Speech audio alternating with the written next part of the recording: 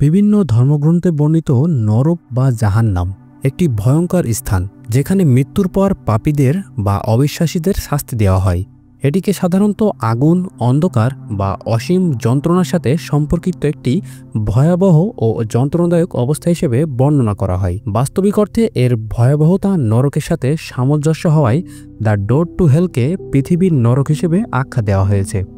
প্রযুক্তির এই যুগে আমরা বিশ্বাস করি সকল রহস্যের সমাধান বিজ্ঞানেই আছে, কিন্তু কখনো কি ভেবেছেন এমন কিছু ঘটনা ঘটতে পারে যা বিজ্ঞানও ব্যাখ্যা দিতে পারে না?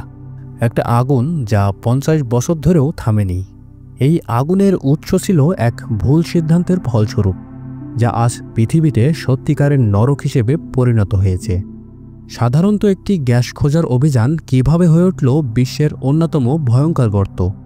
তথ্যবিশ্বের আজকের এই পর্বে পৃথিবীর নরকখ্যাত দ্য ডোর টু হেল সম্পর্কে আলোচনা করব। তুর্কমেনিস্তানের রাজধানী আশগাবাদ শহর থেকে প্রায় 260 কিলোমিটার দূরে কারাকম মরুভূমির বুকে অবস্থিত পৃথিবীর সবচেয়ে ভয়ঙ্কর জায়গাগুলোর মধ্যে একটি দ্য ডোর টু হেল। এই মরুভূমি অন্যান্য মরুভূমির তুলনায় অস্বাভাবিকভাবে বেশি তাপমাত্রা বহন করে, কিন্তু এই মরুভূমির মধ্যে এক বিস্ময়কর রহস্য যা বিজ্ঞানকে প্রশ্নবিদ্ধ করে, এক ভয়ঙ্কর অগ্নিসংযোগ যা আজও থামেনি।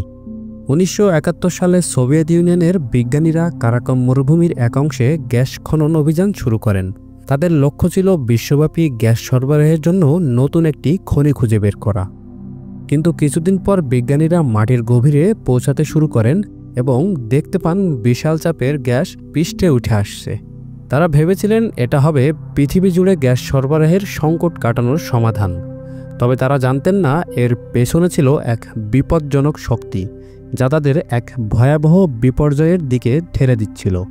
প্রথম বিস্ফোরণ ঘটে, মাটি সরে যায় এবং ভয়ঙ্কর আগুন ছড়িয়ে পড়ে। সেখানে মুহূর্তেই কয়েকজন বিজ্ঞানী প্রাণ হারায়। গ্যাসের আগুন আকাশে উঠতে থাকে এবং মাটির পৃষ্ঠ থেকে বেরিয়ে আসা আগুন এক স্থায়ী আগ্নেয়গিরির মতো জ্বলতে শুরু করে। এই অগ্নিকাণ্ডটি এখনও আগ্নেয়গিরির মতো জ্বলছে, যা বিগত 50 বছরেও কমানো সম্ভব হয়নি। বিগত অর্ধ শতাব্দীতে বহু দেশের বিজ্ঞানীরা বহুবার চেষ্টা করেও ব্যর্থ হয়েছেন। উল্লেখ্য যে সাম্প্রতিক সময়ে এই আগুন নেভানোর জন্য বিজ্ঞানীরা নতুন করে প্রচেষ্টা চালাচ্ছেন। প্রযুক্তিগতভাবে উন্নত যুগেও কেন এই অগ্নিকাণ্ড নির্বাপন সম্ভব হয়নি তা নিয়ে যে কেউ প্রশ্ন তুলতে পারেন। বিজ্ঞানীদের মতে এর পিছনে কয়েকটি কারণ আছে।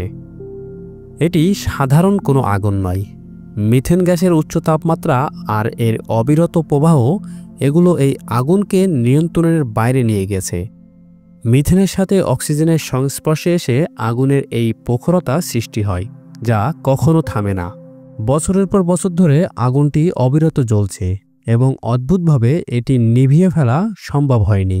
এটি ছিল এক ভূতাত্ত্বিক বিপর্যয়, যে বিপর্যয়ের মোকাবেলা করার ক্ষমতা সেদিনের বিজ্ঞানীদের ছিল না।